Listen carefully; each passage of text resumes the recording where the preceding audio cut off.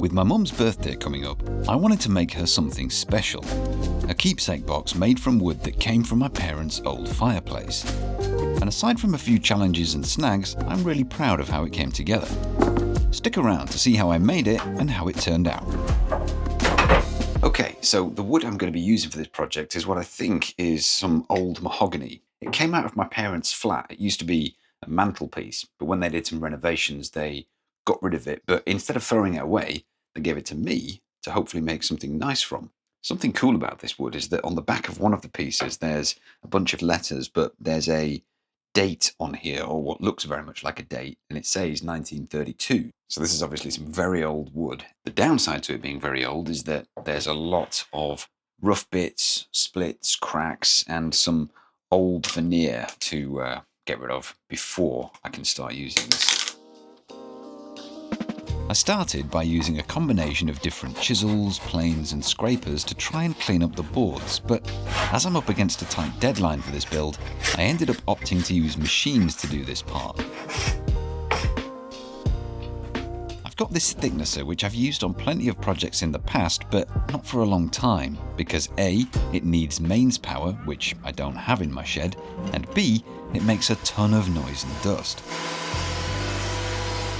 I solved the mains power issue by using a 45-meter extension cord from my flat, which is a fair distance from the shed. I couldn't really solve the dust issue though.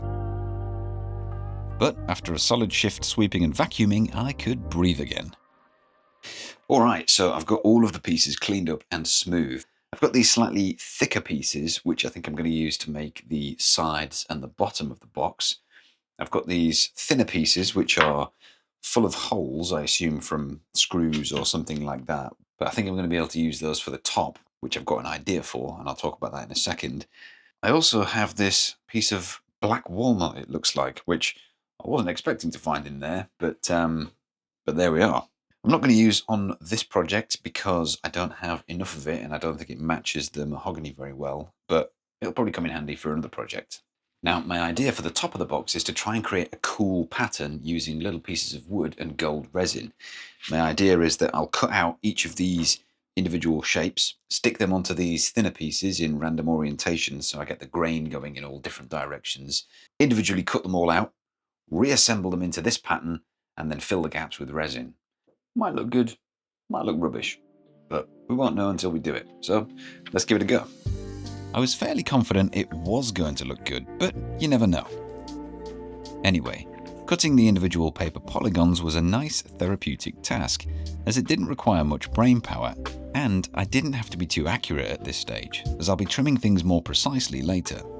Once I'd cut them all, I used some 3M Scotch spray mount adhesive sticky stuff to stick them all to the thinner boards.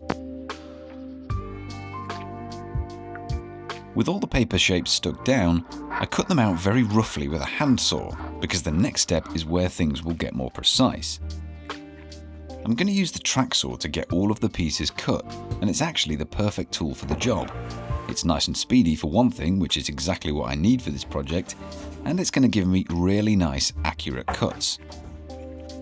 I set up a sort of jig with the track resting on a couple of offcuts that were the same thickness as my little pieces, which I could then just slide in, line them up with the track, and make the cut. And yes, I did do this first cut with my fingers right there next to the blade, before I realised that was a terrible idea, and I made this sort of push stick I could use instead to keep my fingers firmly attached to my hands.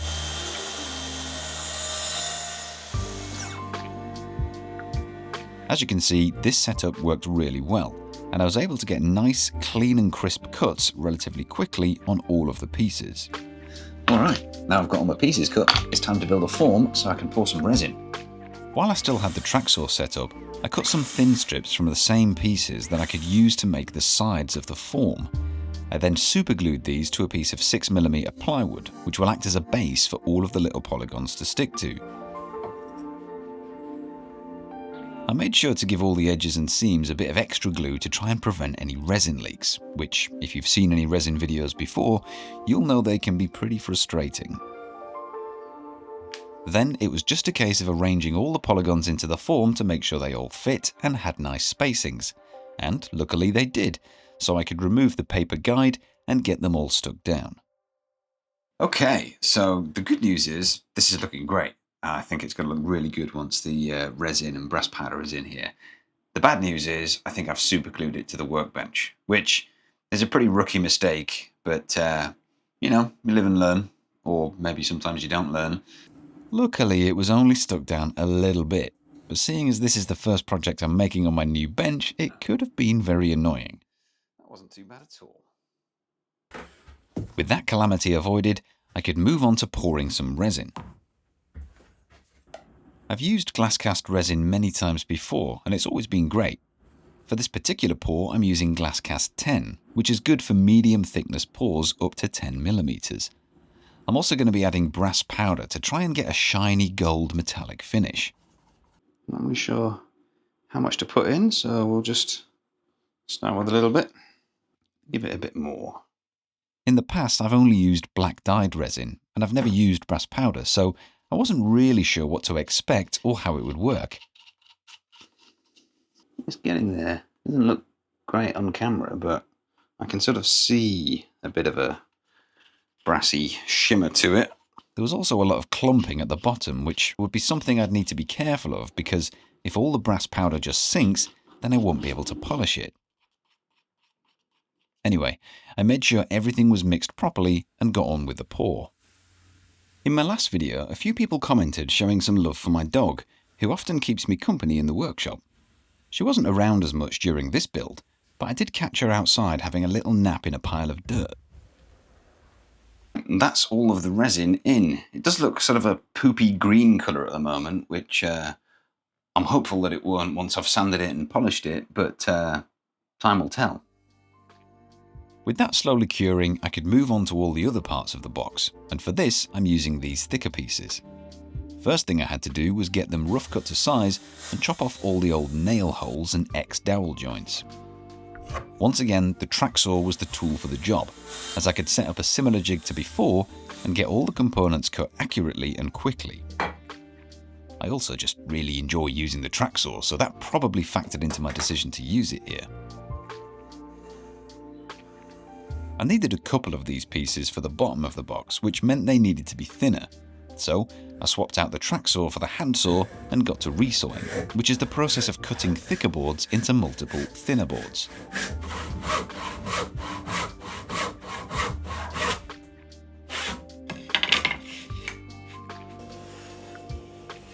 I got them jointed and glued up and left them to dry while I worked on the rest of the box. After a quick plane to make sure everything was a consistent thickness and lovely and smooth, it was back to the track saw to cut some miters on the corners. I originally got this track saw to make a bunch of cabinets and wardrobes from sheet materials in my flat, and it was perfect for all of those. But since I've had it, I've found more and more uses for it. On this box, it's helped me cut the little pieces for the top, cut components to size, cut miters on the corners, and I'm even cutting the slot for the bottom of the box to go in, and a rebate so that the lid and the box fit together nicely. Pretty cool. With all of that ready for gluing, I could turn my attention back to the top. It needed a good old sand to get things nice and smooth, and I quickly realised that I was going to need more than just the sander to get things polished and shiny. You see, what I'd feared did end up happening, and all of the brass powder in the resin just sunk to the bottom in a rough, uneven layer. And if I tried to sand through all of that, it would have taken me ages. I need to get this glued into the lid soon. So I switched to the plane and got to work. I did consider using the thicknesser here, but I wanted a little more control with the grain going in all directions. It was tough going, but eventually I made it through to the shiny stuff. Okay, so it's my last day of being able to work on this. Things are coming together nicely. I think my priority is going to be getting everything glued together because I need time for the glue to dry so that I can properly sand and finish everything. But before I can glue everything together, I need to trim this top piece down so that it fits and glues into the lid. And I also need to flatten and smooth this piece so that it will slot into the slot that I've cut in the base. So I think my order of operations is going to be trim this piece first, get that glued in. While that's drying, I can flatten this and work on gluing together the bottom piece. As I got to work trimming the lid, I could see just how little material I had left before I got down to the plywood base, which was slightly concerning, but I wanted it to be shiny, so I didn't have a lot of other options. And once everything is glued together, you'll never know. Trimmed the other sides, cleaned up the sharp edges on the other lid components, and started gluing it all together. This isn't a new trick by any means, but using a bit of masking tape to glue up mitered corners is a simple and inexpensive way to make sure you get everything aligned. Shooting videos at the same time as making things can be tricky. At the moment, I shoot everything on one iPhone, which means I'm constantly pausing to move the camera to get multiple angles of a single process.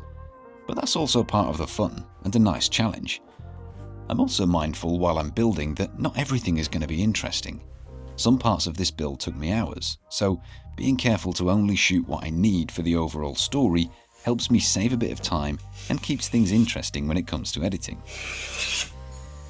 Anyway, with the lid trimmed, I used the plane to get it down to the perfect size, and then got that glued into place too. It was a decent friction fit, so not much extra clamping force was required.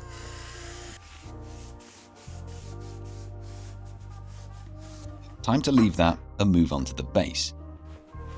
This needed a fair amount of smoothing, and again, I opted for the hand plane rather than the thicknesser, because I didn't want to turn my workshop into a dust cloud again. I started in the vise, but it was a bit too thin for that, so I moved it to the bench top with some super glue and strips of masking tape. This is probably one of those times some bench dogs would be quite useful, but that's one to explore another time.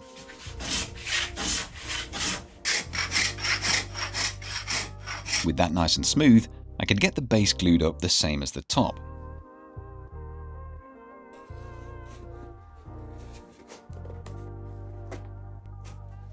And then it was just a case of letting things dry enough to come back and work on them some more. And when I did, I realised I hadn't done quite as perfect a job as I'd hoped, and I had some gaps.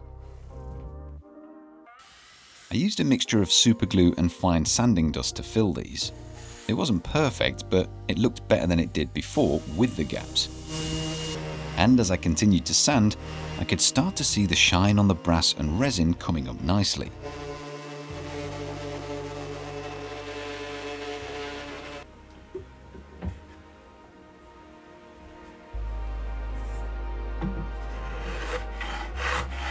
The box was almost finished, and after a few bits of finessing on the base, I could add a bit of finish. But it's not quite finished. I want to add some leather to the insides of the box, as I think it'll add just a little extra touch of texture to finish things off nicely.